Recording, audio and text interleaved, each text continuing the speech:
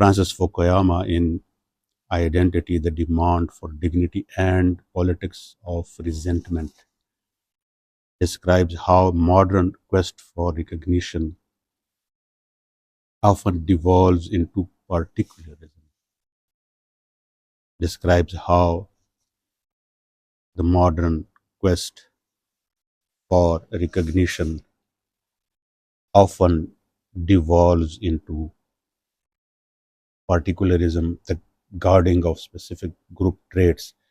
This often leads to what Dr. Wazir identifies as envy and defensiveness. This is basically a generalized phenomenon.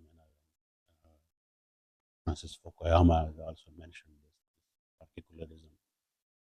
But I have felt that whenever I've been talking of my own language, even if it's my own Waziri language, so there is some sort of resistance to that.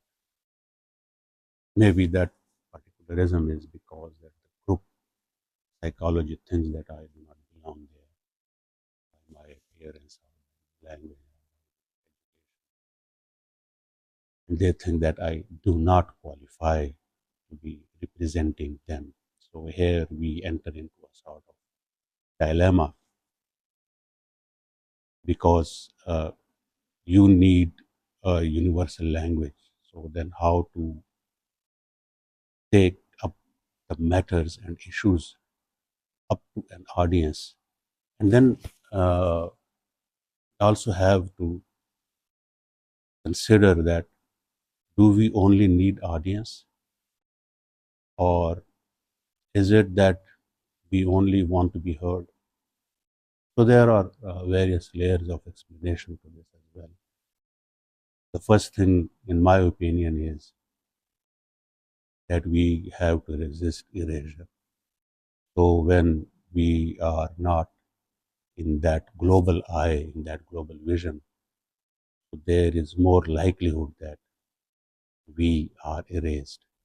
The second point is that since those uh,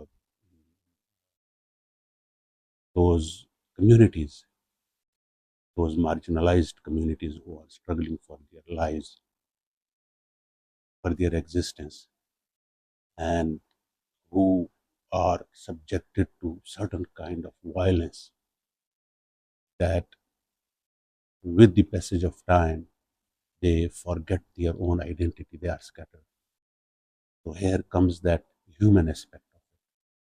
So basically, this is a study into humanities. It's not simply that someone should be heard internationally.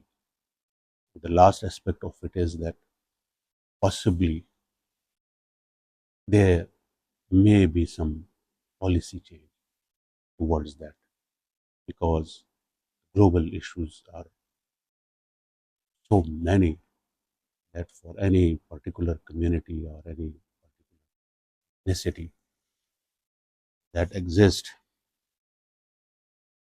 it may not be possible for them to be really understood and heard. So this paper further says that this often leads to what Dr. Wazir's identify as envies and defensiveness. Here we are faced with another situation. We are faced with some sort of resistance. And this resistance is not only in case of literature or in case of expression. The resistance also is to educate, to build infrastructure, to penetrate that society, the closed society.